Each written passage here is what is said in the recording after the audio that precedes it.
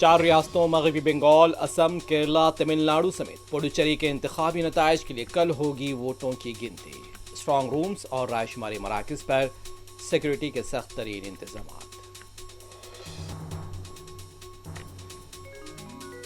مغربی بنگال کا فالٹا اسمبلی حلقے میں دوبارہ پولنگ، الیکشن کمیشن کی نااہلی کا ثبوت اور شفافیت کا فقدان، کانگریس کا الزام۔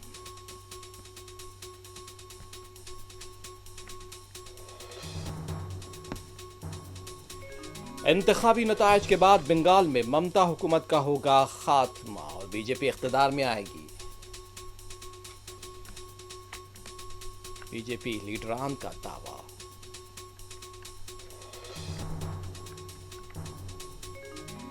دلی میں خوفناک آتش زدگی، اے سی دھماکے سے 4 منزلہ عمارت میں لگی آگ، 9 افراد ہلاک، کئی زخمی۔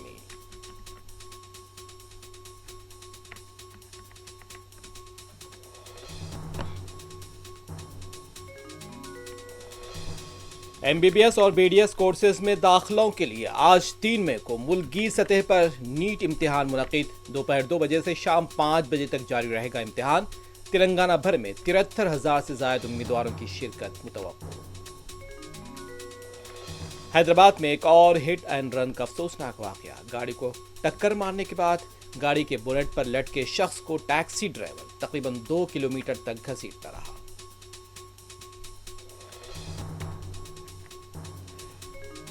امریکہ ایران کے خلاف دوبارہ حملے شروع کر سکتا ہے، ٹرمپ کا بیان۔